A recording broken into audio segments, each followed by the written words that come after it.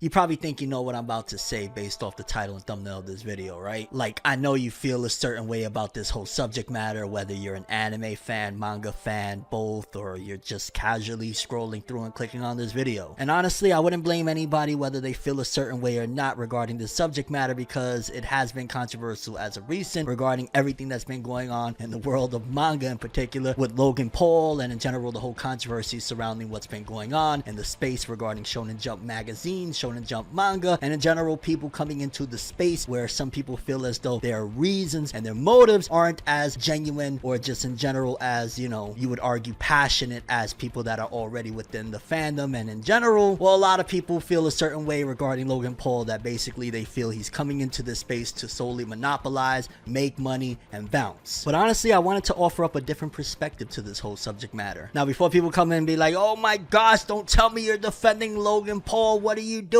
Because in case you don't know what I'm talking about, fairly recently, Logan Paul, the wrestler, YouTuber, like, dude, I don't even know what you call him anymore, essentially had posted that he had got 2 issues of Shonen Jump. He got them graded. He said that they were worth like hundreds of thousands of dollars. It was one with Dragon Ball on the cover, I believe the first issue of Dragon Ball in Shonen Jump magazine, and the first issue of One Piece in Shonen Jump magazine. And many people felt like he was just essentially doing this whole scenario so that way he could capitalize on this market, because they've seen him in the Pokemon sphere and they've seen him in a few different other avenues, and they feel like he's only coming over here to make money. He's basically just trying to, you know, destroy the market and continue onward, because he's going to make all the prices of everything go up, and it's just going to be horrible for people all around. And some other people have perspectives of like, yo dog, manga is supposed to be read, not encased in these glass cases. What are we doing here? And I guess for starters, let's throw in the whole scenario of manga is supposed to be read, is not supposed to be graded and encased in these glass cases or magazines or any of that sort. Make sure to subscribe and hit that bell to get more notifications on my videos. It would really help the channel a lot, and I'd greatly appreciate it. Thank you so much. Honestly, in many different hobbies, from, you know, card collecting to many other aspects,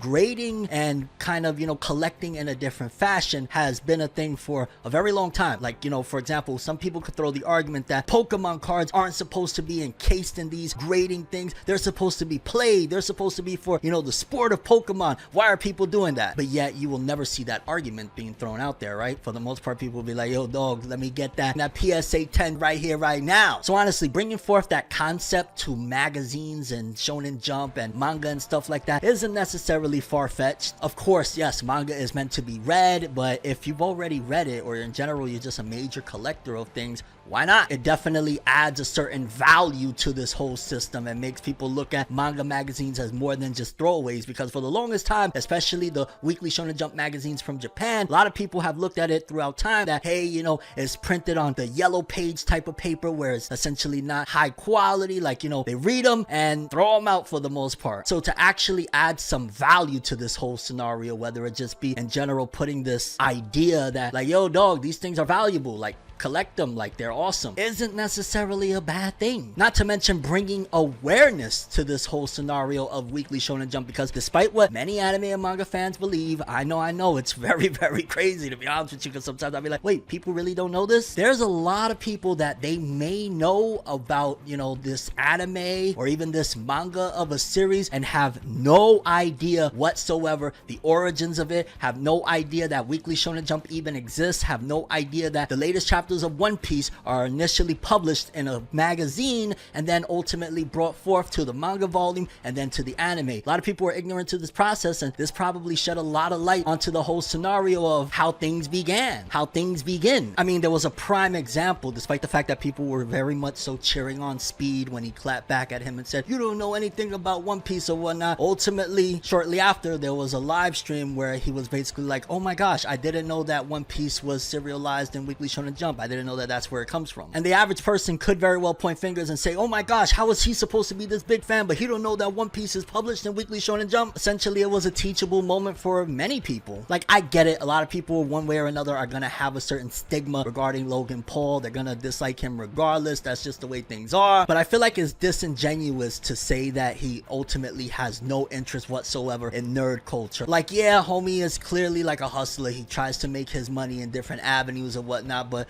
Dude has been pretty consistent in several different nerdy communities for quite some time, and whether you want to argue that, yo, he makes money from them or not, it's kind of hard to believe that he would be associated in these nerdy spaces for so long if he didn't care about like nerdy culture. Like, yeah, after the fact, he definitely played it up. That was probably his pride speaking, but for the most part, like, it's very clear that dude has some vested interest in these things outside of just like, you know, hey, quick money, because there's many different ways to make quick money. Why only target nerd culture things like Pokemon and manga and stuff like that? Not to mention he's in wrestling, and wrestling kind of coexists somewhat within the realms of like anime manga fans. I know plenty of anime fans that love wrestling. Like, this is the things that the dude likes. He just also happens to very much so like making money, and I don't think that there's anything wrong with that. Another major example of something positive that was brought forth from this whole ordeal is the fact that, again, awareness of Weekly Shonen Jump has brought forth possibly a whole new collective of people that would have had no idea of its existence if it wasn't for the scenario, and that is very much so needed right now. Like, if you just take a quick look at the numbers of Weekly Shonen Jump's publication throughout the years, each year we have seen a decline in the amount of magazines that are sold, to the point where the last year ultimately has almost dropped below the 1 million mark. And I have 100% seen on social media a lot more people taking interest in picking up Shonen Jump, or just the idea of this magazine. So again, maybe that wasn't necessarily his intention of bringing awareness to this whole scenario, but he did, and ultimately that's going to bring forth a lot more people that could help to sustain this thing that we all know and love. Feel how you want to feel about the dude, sure, but ultimately you can't deny the fact that his influence and his impact, while yeah, maybe some older issues of Weekly Shonen Jump that majority of fans would have never been able to afford anyway are going to go up in price, this is going to help to popularize the newer stuff and help to bring forth newer fans and keep this industry possibly going for a bit longer, which is a great thing, because without the manga, without Shonen Jump for that matter, with a lot of these series that are coming up, there will be no anime. So even if you're just an only anime fan, you don't care about manga or whatnot, there's no anime with a lot of these things. If there's no manga, there's no source material. And it's also a great thing that some of these original creators are probably going to start getting more credit for what they do and what they contribute, because I've always thought it's pretty unfair that when an anime comes out, most people give credit to the studio that is adapting it, like, hey, you know, Mappa Studios did a great job, hey, you know, Ufotable is doing awesome, hey, this studio, that studio. What about the original creators? So bringing it back to the essence, bringing it back to what really catapults everything to get to those big anime global sensations or whatnot is the best thing possible right now. And if it takes somewhat of a polarizing figure like Logan Paul to make something like this happen, yeah, make it happen. I'm not saying you gotta like the dude, I'm not saying you gotta praise the dude, but you do gotta, to a certain degree, acknowledge the fact that his influence is bringing more eyes to a medium that could really use it right now. Let me know what you think about this whole scenario. How do you feel about Logan Paul's whole situation, and did I shed any light into a new perspective for you regarding his involvement in this whole situation regarding Shonen Jump magazine and helping to bring a little bit more support and acknowledgement to where it all begins? So for this one, I'm Tim. As always, people, have an awesome day. Peace in.